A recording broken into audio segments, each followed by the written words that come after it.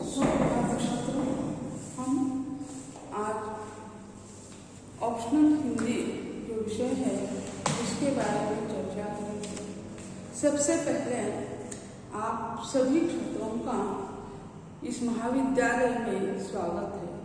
सन 2021-22 इस साल में जिन छात्रों ने हमारे महाविद्यालय में ब्रेकफास्ट में प्रवेश किया है उन सभी छात्रों का स्वागत है। तो कई अपने इस संस्था के कई छात्र होंगे, कई बाहर के स्कूल से आए हुए छात्र होंगे, उन सभी का हमारे महाविद्यालय में या हमारी संस्था में आप सभी का स्वागत है। तो इस महाविद्यालय में बीएफएस में जिन छात्रों ने प्रवेश लिया है उनके लिए महत्वपूर्ण जानकारी है कि विषय कौन से है, विषय की जानकारी कैसे लेनी है, कौन कौन से विषय यहाँ पढ़ाए जाते हैं, आपने किन विषयों को प्रवेश लिया है, यह बात महत्वपूर्ण है। जैसे प्रवेश लेते समय हमारे महाविद्यालय में उपस्थित ललवे सर हो या मैडम जादू मैडम हो, उन्होंने आपको बता दिया होगा। पहला जो विषय है सबके लिए कंपलसरी है वह है अंग्रेजी। दूसरा जो विषय है वह कंपलसरी है वह मराठी, हिंदी और एसटीडी। तो उनमें से इन तीन विषयों में से एक विषय को आपको चुनना है। ये पहला कंपलसरी इंग्लिश और ये दूसरा यानी हिंदी, मराठी, एसटीडी उसमें से हो गया। तीसरा जो विषय है आपका तो वह भाषा ही है, वो तीन भाषाएं हैं, हिंदी, मराठी और अंग्रेजी। इनमें से एक विषय को आपको ले लेना तो वो कुल हो गए तीन विषय। और सोशल साइंसेस है वह हिस्ट्री है, ज्योग्राफी है, इकोनॉमिक्स है, पॉलिटिक्स साइंस है। तो उसमें से तीन विषयों को आपको चुनना है, एक को छोड़ देना। ऊपर के तीन और इन चार सोशल साइंसेस से यानी तीन ने कुल मिलाकर आपके तीन यानी 6 विषय हो जाते हैं। तो 6 विषय जो है वह यानी आपके लिए यानी यहाँ सेमिस्टर शुरू हो जाती है और ये सेमिस्टर पहली सेमिस्टर, दूसरी सेमिस्टर इसमें आपका फर्स्ट ईयर कंप्लीट हो जाएगा। सेकेंड ईयर के यानी तीसरी सेमिस्टर, चौथी सेमिस्टर और लास्ट ईयर के जो है 5वीं और 6ठी सेमिस्टर। तो ऐसे 6 सेमिस्टर होते हैं और 6 सेमिस्टर में से आपको फुल डिग्री मिल जाती है। तो हर एक सत्र जो सेमिस्टर होती है वो 50 गुणों की होती है। 50 गुण जहां आपको प्राप्त होंगे तो वो 50 गुण में से आप जो गुण हासिल करेंगे वह आपको गुण मिल जाएंगे। तो ऐसे ही विषयों के बारे में हमने जानकारी दी कि यानी ये कंपलसरी अंग्रेजी और कंपलसरी हिंदी, मराठी, एसटीडी से एक और फिर भाषा से एक हिंदी, मराठी और अंग्रेजी जो भाषा है उसमें से एक और फिर यानी जो है सोशल साइंस जो है उसमें से 4 में से 3 लेना तो उसमें से एक कुल मिलाकर आपके 6 विषय हो जाते हैं। तो इसमें से आज का जो आपका लेक्चर है वो यानी ऑप्शनल हिंदी यानी ऐच्छिक हिंदी। तो ऐच्छिक हिंदी जो है उस ऐच्छिक हिंदी का किताब का नाम है साहित्य जगत। यह किताब है तो उसमें से पहले सत्र के लिए सिर्फ कविताएं रखी गई है। साहित्य जगत एक किताब का नाम है, शिवाजी विश्वविद्यालय से यह संपादकीय है। तो ऐसे पहले सत्र में सिर्फ कविता और दूसरे सत्र में गद्य है। उसमें कई निबंध है, कई कहानियां हैं, कई जीवनियां हैं, कई एकांकिका है। तो ऐसे जो है यानी साहित्य जगत जो गद्य है उस गद्य विधाओं का यहाँ हमें अध्ययन करना है। तो इसमें यानी अभ्यासक्रम कौन सा है, क्या क्या इसमें हमें पढ़ना है, ये हम देख लेंगे। तो जैसे यह यानी साहित्य जगत जो है तो साहित्य जगत में हमें पाठ्य पुस्तक है। तो यह पहले सत्र का जो प्रश्न पत्र होगा उसका नाम है हिंदी कविता यानी साहित्य जगत एक किताब का नाम। आप पहले प्रश्न पत्र का नाम है आपके हिंदी कविता यानी हिंदी साहित्य में जो कविता है तो वो हिंदी कविता नाम से आपका पेपर होगा। तो इसमें यानी 4 यूनिट है, हर एक यूनिट में 4 कविताएं है। तो यानी कितनी कविता? 16 कविताएं हैं और ये 16 कविताओं का अध्ययन हमें 50 गुण के लिए करना है। तो 50 गुण के लिए प्रश्न पत्र कैसा होगा ये हमें पता नहीं है, क्योंकि कोरोना महामारी के कारण पिछले 2 साल से यानी एमसीक्यू चल रहा है। एमसीक्यू यानी मल्टीपर्पज चॉइस यानी बहुविकल्पी प्रश्न। तो यानी बहुविकल्पी प्रश्न पहले से ही हिंदी के लिए 10 बहुविकल्पी प्रश्न होते थे, यानी हर प्रश्न पत्र में 10 होते थे। लेकिन अब क्या हो गए, एक ग्रुप के लिए था, लेकिन इस कोरोना महामारी के कारण आपके एग्जाम जो है वो ऑनलाइन होती जा रही है। ऑनलाइन आप तो यानी बृहद जो होता है वो प्रश्न पत्र आप छुड़वा नहीं सकते। इसी कारण एमसीक्यू प्रणाली चल रही है, बहुविकल्पी प्रश्न। तो क्या कैसे होगा यह अब अध्ययन मंडल का निर्णय या विश्वविद्यालय का निर्णय नहीं हो चुका है।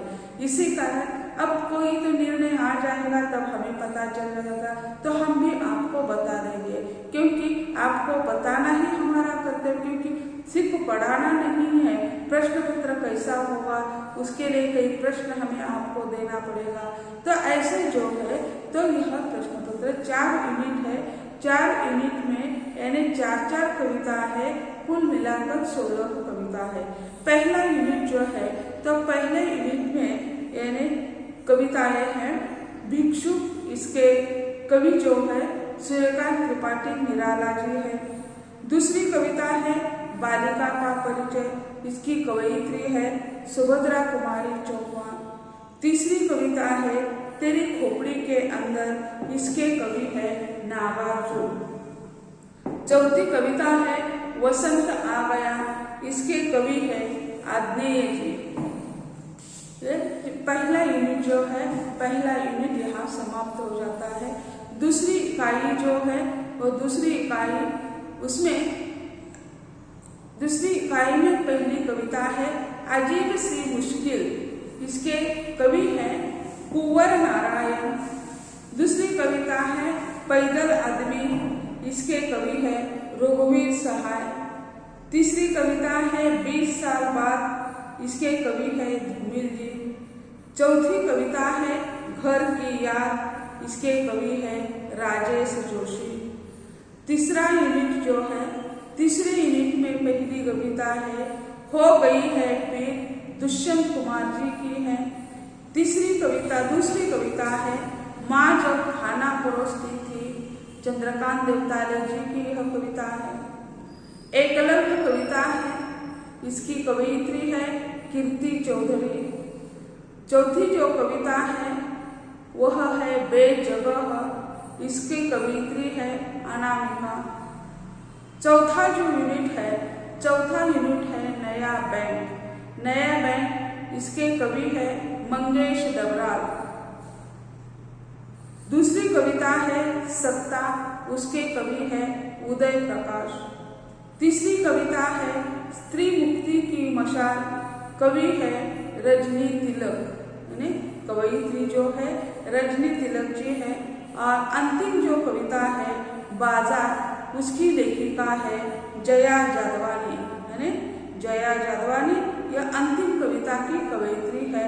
तो पहले प्रश्न पत्र इस तरह बनता था जैसे ऑफलाइन परीक्षा होती थी। अगर ऑफलाइन हो गई तो बहुत बढ़िया हो जाएगा, क्योंकि इन्हें बृहद प्रश्न पत्र होता है। तो वो कैसा होता है तो हम बता रहे हैं। पहला प्रश्न होता है समग्र पाठ्यक्रम पर 10 बहुविकल्पी प्रश्न।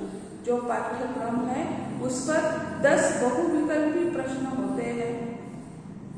दूसरा प्रश्न, इसके लिए गुण 10। दूसरा प्रश्न होता है समग्र पाठ्यक्रम पर ससंदर्भ स्पष्टीकरण, यानी कविता है, उस कविता में से कई पंक्तियां दी जाती है और उसका आपको ससंदर्भ स्पष्टीकरण करना पड़ता है। तो 3 यहाँ उदाहरण दे जाएंगे, उसमें से 2 का उत्तर आपको लिखना पड़ेगा, तो उसके लिए गुण है 10। प्रश्न तीसरा है समग्र पाठ्यक्रम पर लघुत्तरी प्रश्न। संपूर्ण जो पाठ्यक्रम है उस पर लघुत्तरी प्रश्न 5 में से 3 लिखने हैं, है ना। 5 में से 3 लिखने हैं, उसके लिए गुण है 15। चौथा जो प्रश्न है वह समग्र पाठ्यक्रम पर दीर्घोत्तरी प्रश्न, उसमें 2 विभाग हो गए, अ और ब। अ में 2 प्रश्न हो गए, ब में 2 प्रश्न हो गए, और उसे संयुक्त गुण दिए गए हैं कि यानी उन दोनों को गुण कितने हैं 15, एक को 14, एक को 7 और एक को 8, ऐसे ये प्रश्न गुण मिल जाएंगे। कुल मिलाकर 50 गुण का यह प्रश्न पत्र हो जाएगा आपका। पहले प्रश्न के लिए 10, दूसरे प्रश्न के लिए 10, तीसरे प्रश्न के लिए 15 और चौथे प्रश्न के लिए 15, ऐसे कुल मिलाकर यानी 50 हो जाते हैं।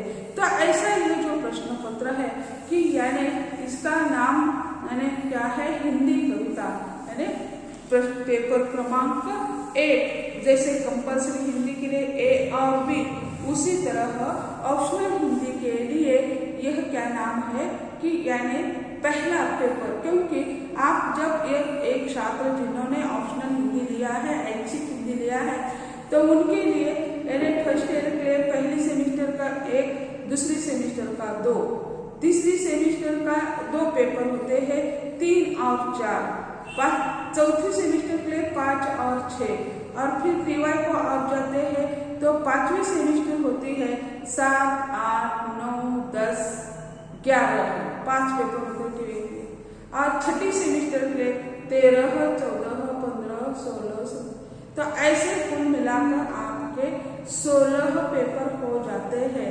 तो ऐसे जो है तो ये प्रश्न पत्र का स्वरूप या उसके जो उसका अभ्यासक्रम है, इसके बारे में हमने चर्चा की है। तो इस अभ्यासक्रम में आपके अध्ययन के लिए जो कविता रखी गई है वह है भिक्षुक। भिक्षुक यह पहली कविता है।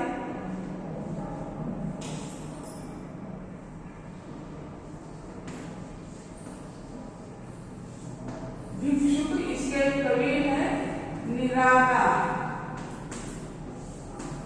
इसके कवि है निराला। भिक्षुक कविता लिखने वाले यह निराला जो है, इसके बारे में हम पहले कुछ जानकारी प्राप्त कर देंगे। तो वे भिक्षुक जो है कविता के कवि जो है, उनका नाम जो है निराला, उनका उपनाम है, उनका मूल नाम सूर्यकांत त्रिपाठी है, यानी सूर्यकांत त्रिपाठी। ये निराला जो उन्होंने साहित्य के क्षेत्र में अपना नाम ये बदल दिया है, सूर्यकांत त्रिपाठी निराला। इनका जन्म जो है वह 21 फरवरी 96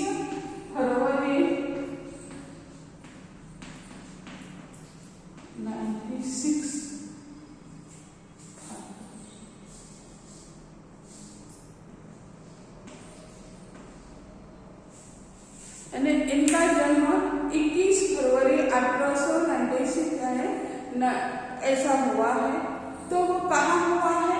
21 फरवरी 1896 में इनका जन्म हुआ महिषादल के बंगाल के जो महिषादल है, तो महिषादल के मेदिनीपुर जिले के महिषादल राज्य के कान्यकुब्ज ब्राह्मण परिवार में हुआ।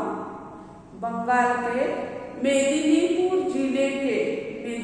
जिला है बंगाल में, और उसके महिषादल राज्य के कान्यकुब्ज ब्राह्मण परिवार में उनका जन्म हो गया है।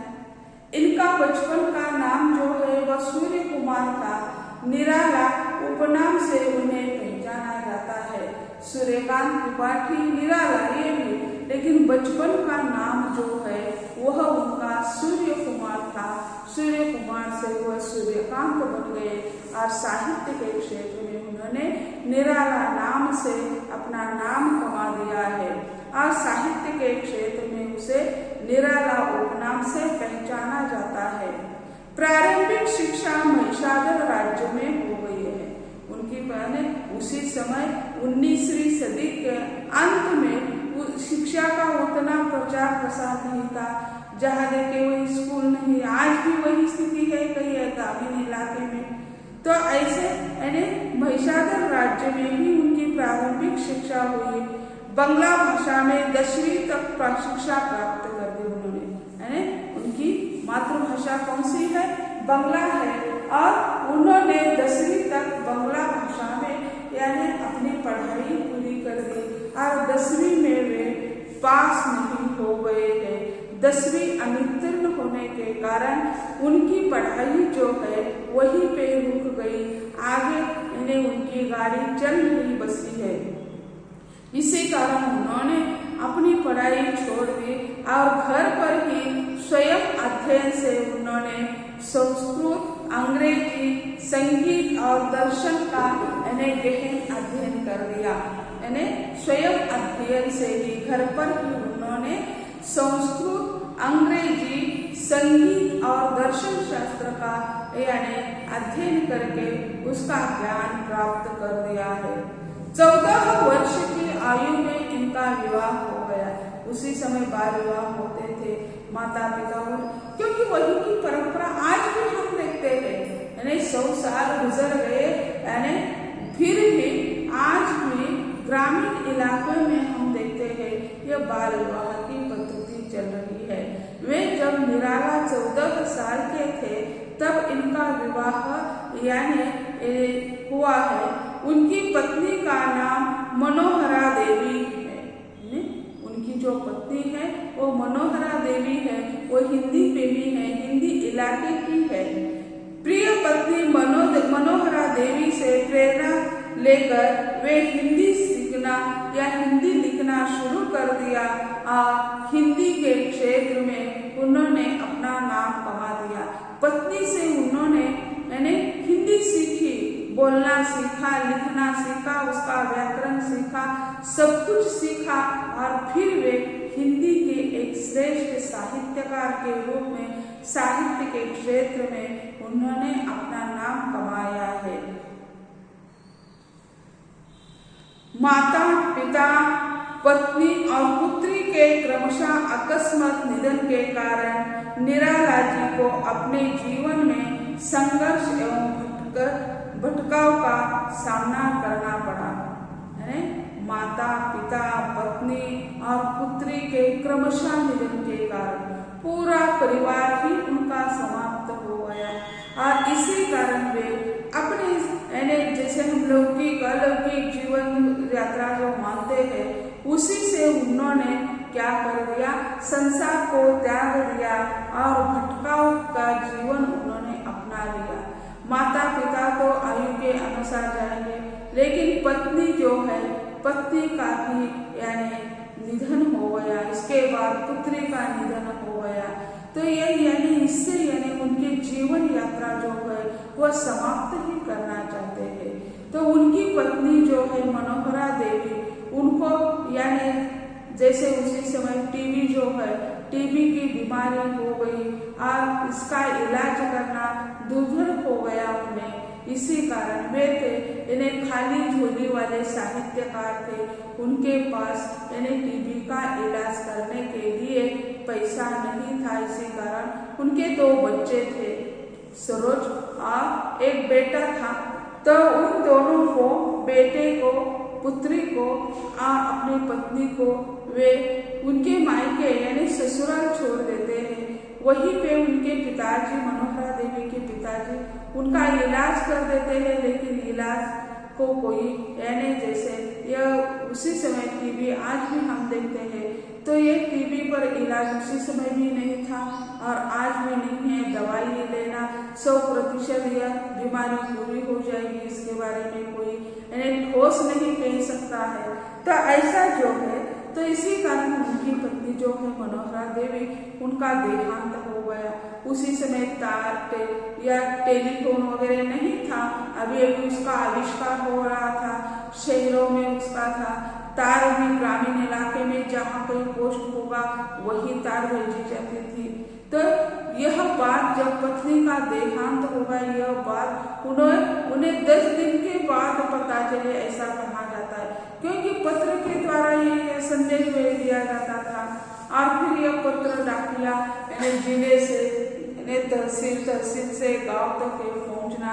उसी समय बसों की भी इतनी फ्रीक्वेंसी नहीं थी, इतनी बसें वहीं में नहीं थी।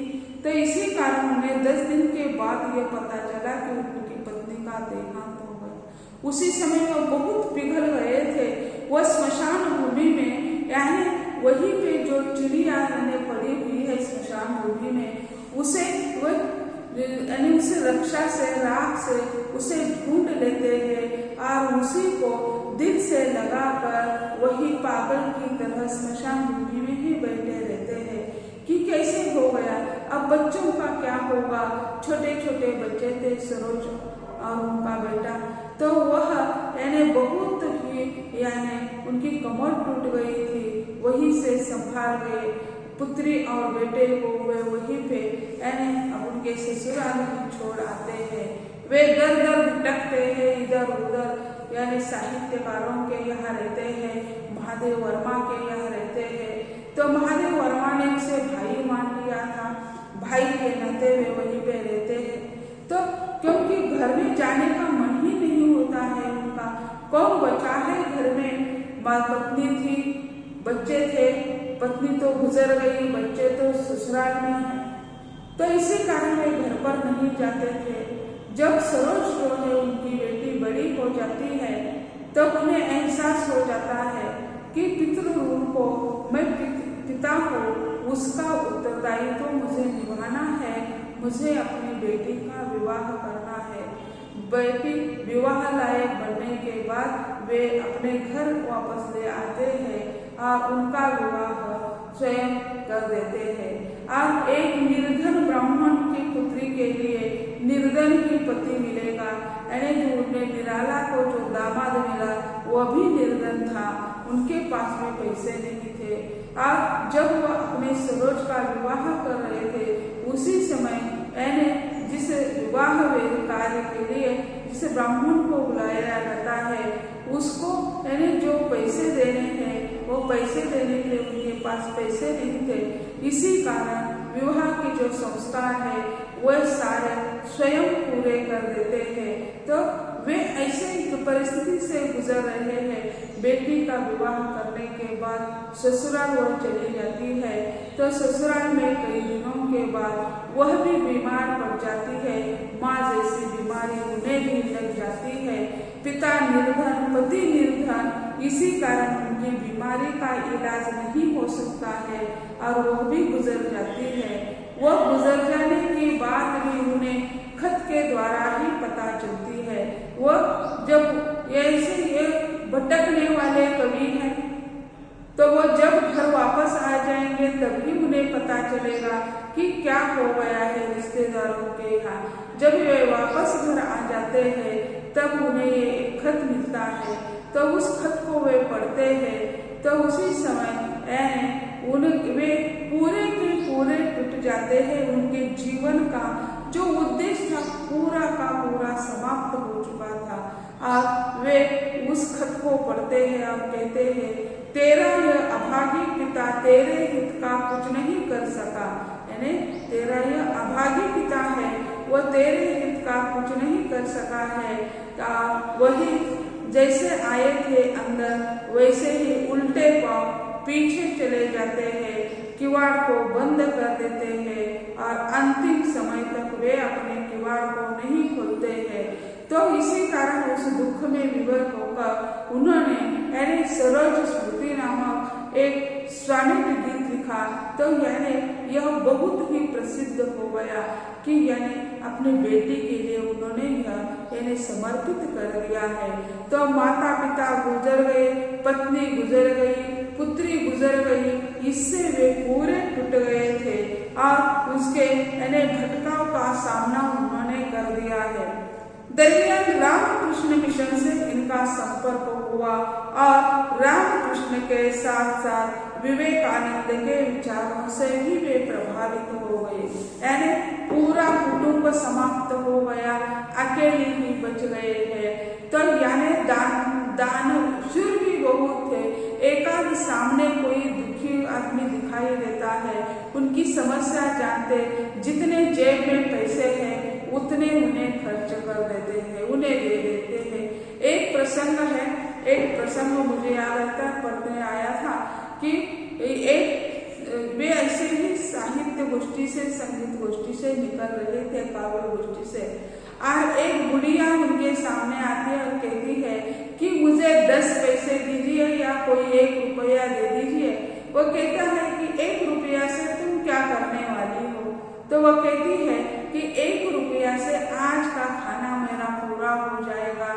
तो वो कहते हैं कि एक आज का होगा, कल के बारे में क्या सोचा है आपने? तो वो कहती है कि कल किसके पास फिर मांग लूंगी।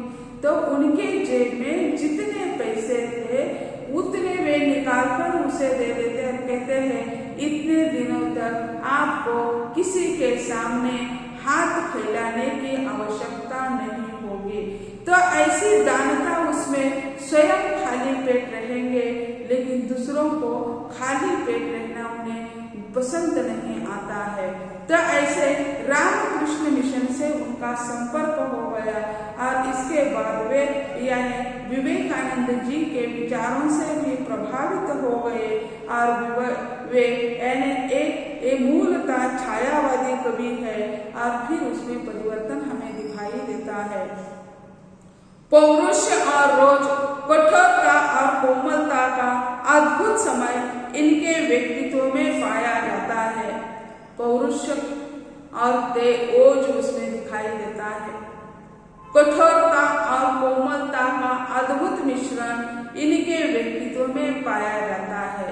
जैसे कठोर है उसी तरह कोमल भी है, यानी जैसे हम देखते हैं कमल के पुष्प की जो पंखुड़ियां हैं वो बहुत कोमल होती है, तो उसी तरह उनका व्यक्तित्व माना जाता है।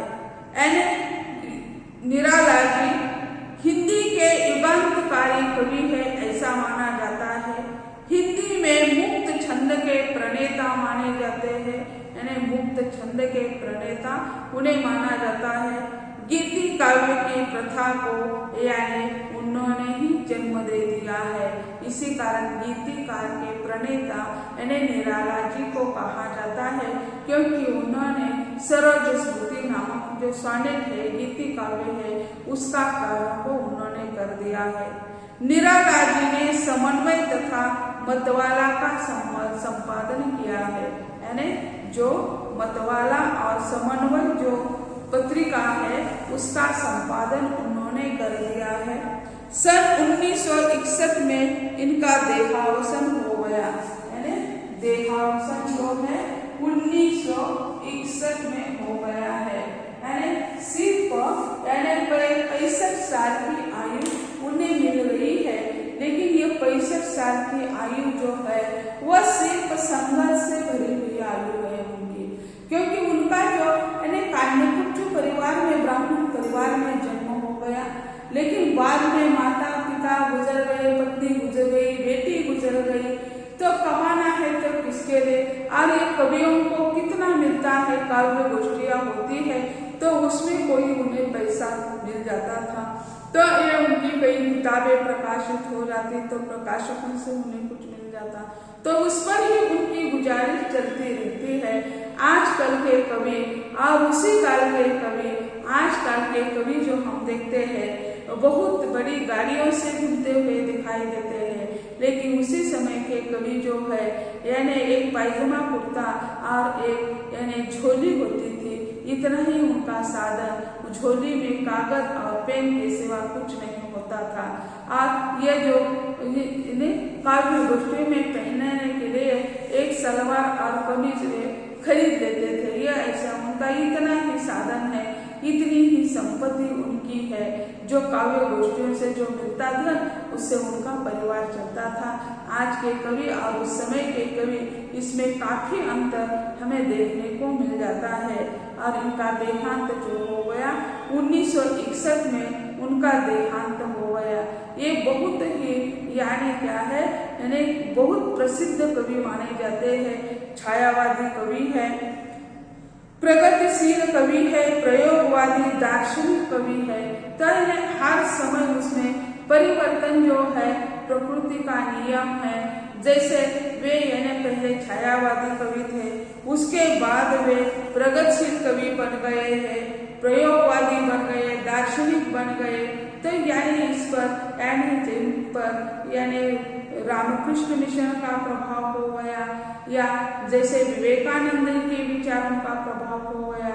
तो छात्रों, आज हम यही कहते हैं, अगले लेक्चर में यानी निराला की जो कविता है भिक्षुक, उसके बारे में चर्चा करेंगे। धन्यवाद।